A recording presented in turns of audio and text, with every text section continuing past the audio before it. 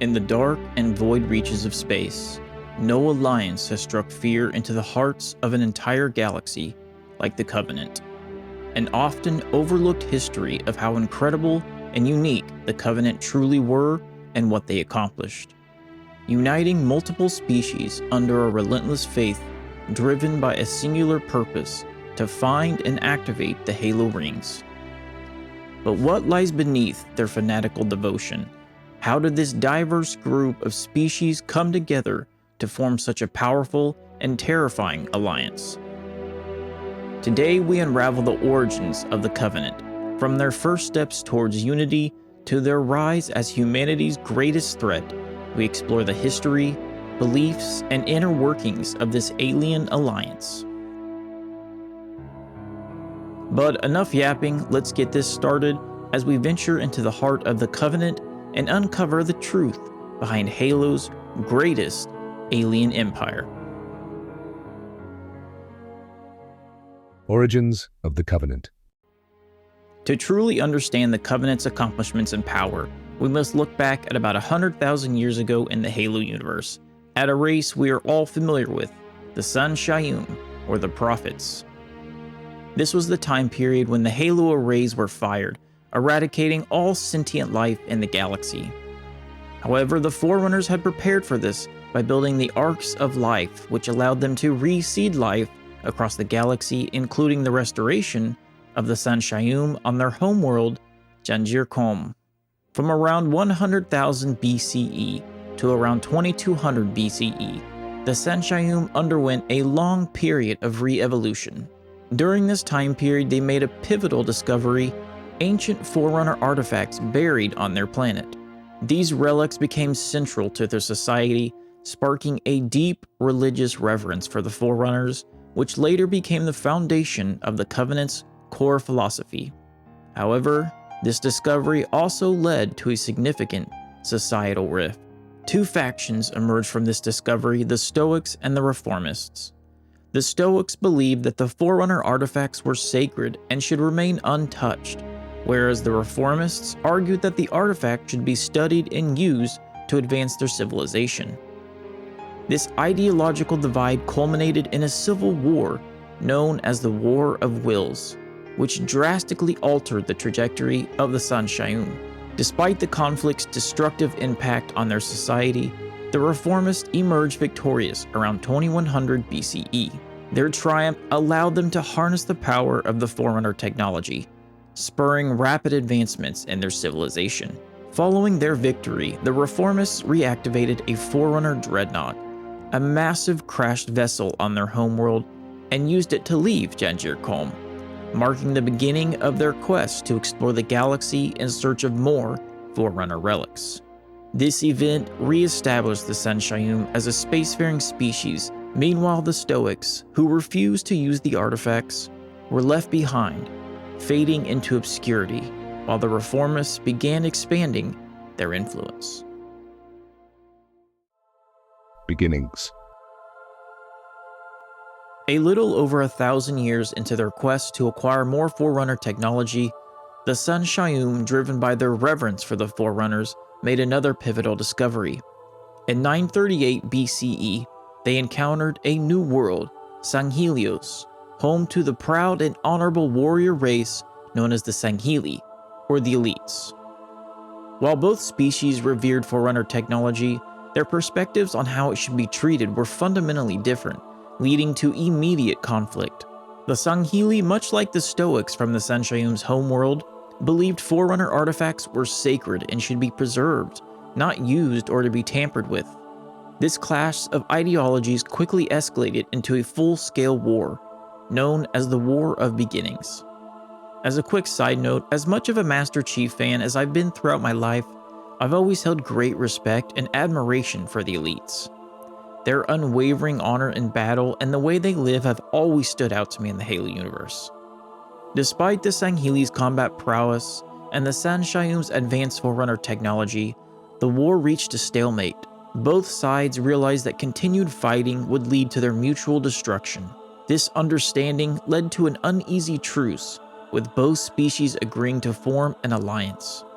In 852 BCE, After 86 years of brutal warfare, the War of Beginnings ended, and the foundation for the Covenant was laid. The Covenant was built upon a shared belief in the Great Journey, the religious doctrine that activating the Forerunner Halo rings would allow them to ascend to godhood, just as they believed the Forerunners had before them. The Sangheili assumed the role of religious leaders and political rulers, guiding the Covenant's spiritual mission, while the Sangheili became its military arm, using their formidable combat skills to defend and enforce the Covenant's goals.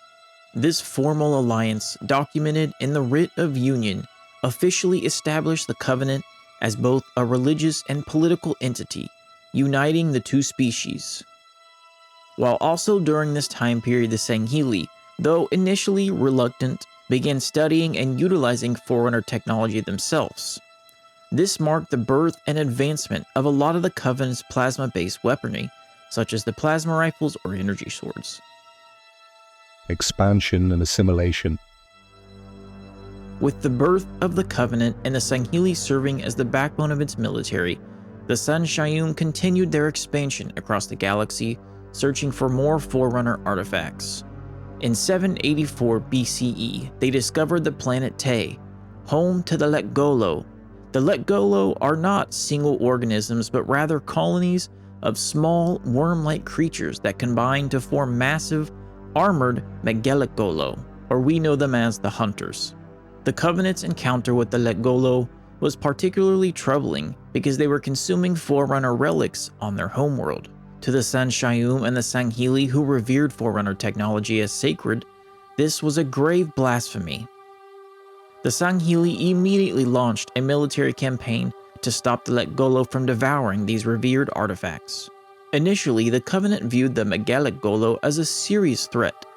The heavily armored Hunters proved to be formidable opponents, and conventional warfare against them resulted in heavy losses for the Covenant.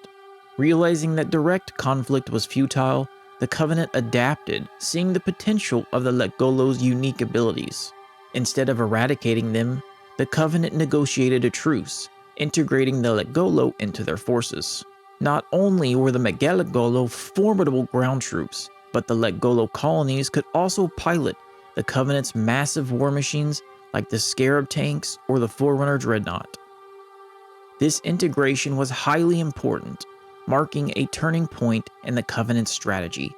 It demonstrated their willingness to ally with species that did not share their religious beliefs, broadening their military capabilities through diplomatic incorporation as well as conquest.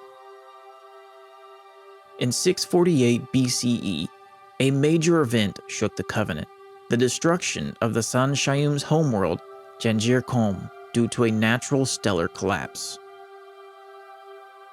In the wake of this disaster, the Covenant established High Charity as their new capital. More than just a political hub, High Charity became the spiritual and cultural heart of the Covenant. The Covenant High Council, composed of high-ranking Sangheili and Sangheili, began governing here as the Empire continued its expansion. As the Covenant established High Charity, they entered into a period of consolidation and growth from the years of 648 BCE to 1112 CE. During this era, they grew into one of the most powerful forces in the galaxy. At the end of this era, at 1112 CE, the Covenant encountered a new species, the Yanmeis, also known as the Drones, on their homeworld of Palamok. The Drones were an insectoid species with a hive mind social structure, capable of working in large numbers with extraordinary coordination. Initially, first contact was violent, and the Covenant suffered heavy casualties due to the sheer number of the drones. However, the Covenant soon saw the drones' potentials as engineers, mechanics, and with their high population, they were perfect for ambushing. The Covenant again reached a truce, incorporating another race into their empire.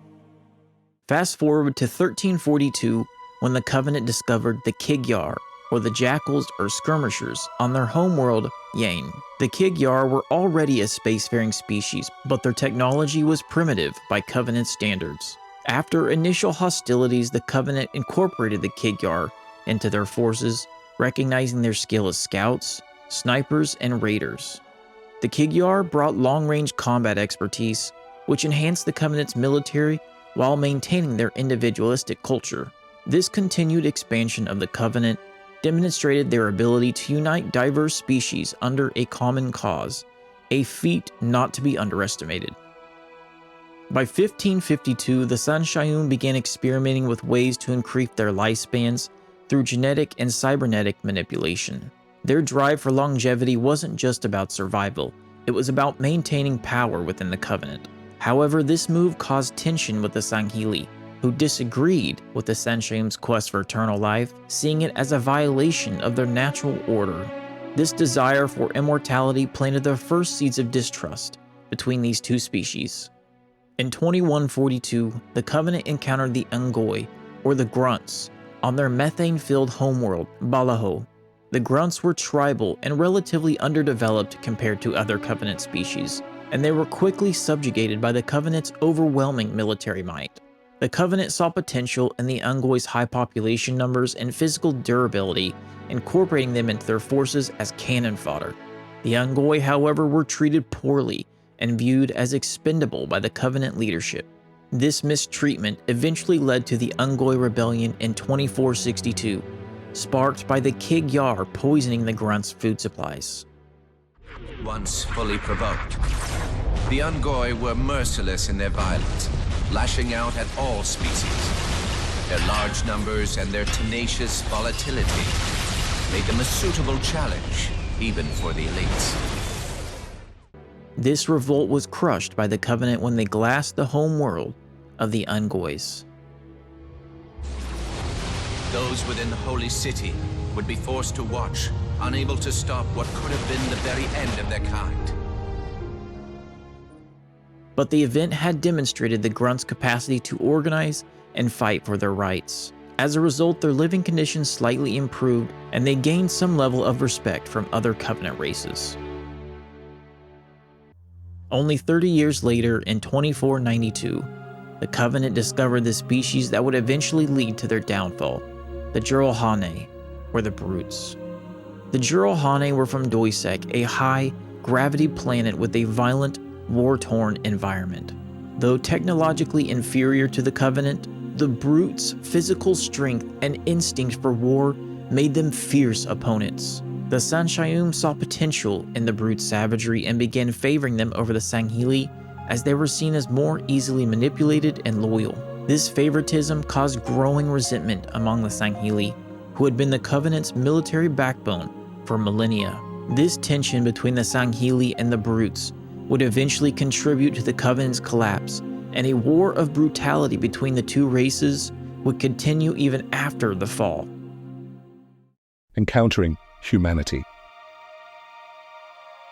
An event that marked a monumental change for both humanity and the Covenant was their first meeting, an encounter that ignited a series of escalating conflicts, ultimately leading to the Human-Covenant War. As the Covenant continued their exploration of the galaxy in search of Forerunner relics, they encountered humanity for the first time in 2524, approximately 28 years before the events of the first Halo game. They encountered them on the outskirts of human-occupied space on the planet Harvest, where they had detected Forerunner technology, as they then proceeded to massacre the planet. Now, I won't dive too deeply into the events of the Halo games, since most of us have probably played them many times, but I do want to talk about one of the key reasons for the fall of the Covenant. The Covenant's desire to destroy humanity took on new urgency when they uncovered a disturbing revelation during their research into Forerunner records. Humanity was the true species chosen by the Forerunners to inherit the mantle of responsibility, making them the rightful reclaimers. Their promises were endless. We gave up our old ways to follow the Prophet's lead on the great journey. Gave up all of our history, all of our traditions. This revelation challenged the very core of the Covenant's religious beliefs, threatening to unravel thousands of years of unity, warfare, and sacrifice.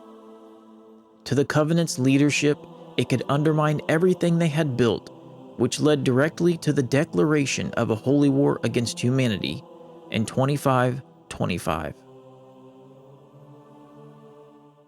Humans, your destruction is the will of the gods, and we are their instrument.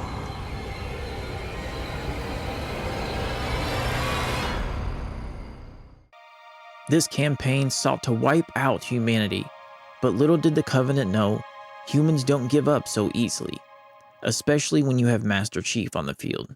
Boo. In 2552, several monumental events occurred, including the release of the Flood from Installation 4, and the outbreak of the Great Schism, which saw the Sangheili turning against the Covenant. While I've covered the Flood in a separate video, it's worth noting that Covenant's relationship with the Flood.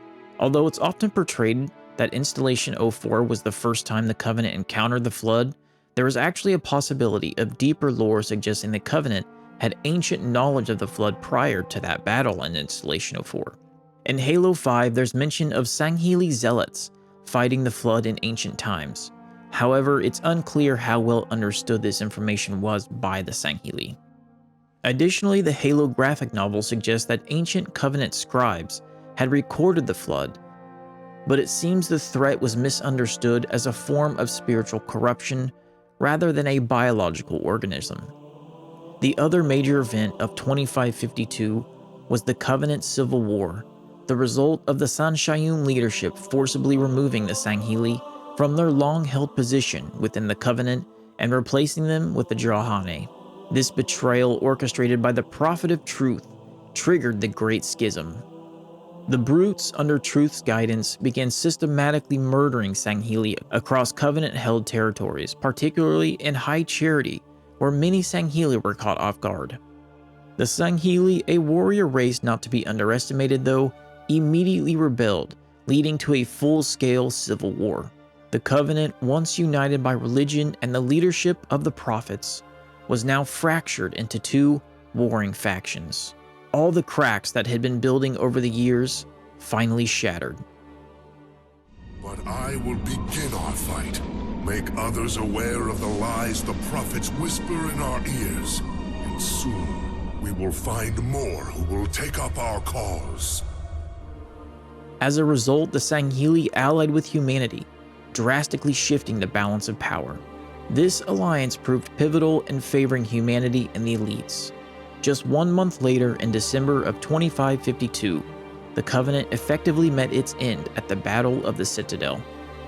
A joint Sangheili human alliance, led by the Arbiter and Master Chief, launched a final assault on the Citadel to prevent the Prophet of Truth from activating the Halo Rings.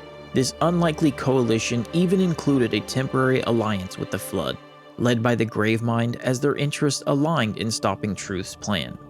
The Battle of the Citadel marked the collapse of the Covenant. With the death of the Prophet of Truth and the failure to activate the Halo Rings, the Covenant's religious, political, and military structure completely disintegrated. Truth! The voice of the Covenant! So, you must be silenced. Gone, but not forgotten. The Sangheili, now fully allied with humanity, began rebuilding their society, while the remaining Drahane, Ungoi, and other Covenant species were left leaderless and fractured. The destruction of the Covenant marked the culmination of centuries of religious fervor, blind ambition, and internal strife. What was once the galaxy's most powerful empire, united under the belief in the Great Journey, was ultimately undone by its own contradictions, betrayal, fractured alliances, and a misplaced faith in the Forerunners. The alliance between humanity and the Sangheili demonstrated that cooperation, even between former enemies, could triumph over division and deceit. The death of the Prophet of Truth symbolized the end of the Covenant's rule, leaving the galaxy forever changed by the wars they waged. Despite the faults of the Covenant and the Sangheili, they accomplished something no other civilization in the Halo universe had: a galaxy-spanning empire that brought together a vast array of species, cultures, and beliefs. But as history teaches us, that even the mightiest empires collapse when built on lies and deception. As a kid growing up playing Halo, I never fully grasped the sheer power of the Covenant or how dangerous they truly were to humanity's survival. If the elites had remained loyal to the Covenant, it's possible humanity might have never won that war or even survived it. Honestly, calling it a win doesn't even quite capture the scale of the conflict, the countless lives lost, and the enormity of the Human Covenant War, which I wish they would have went over more in the games. Still, the awe-inspiring grandeur of the Covenant's empire, for all its flaws, left a lasting impression. While I've always admired the Sangheili warriors and even the Ungoi, I was never a fan of the Covenant as a whole. Yet it makes me wonder, if the universe is as vast as they say, perhaps somewhere in the depths of the void, ancient alien species are building their own empires, and one day, we humanity might face them. After all, humanity first. Be human.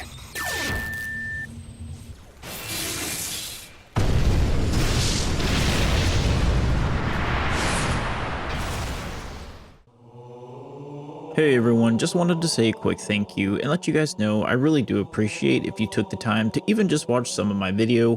But other than that, I love you all. Noble out.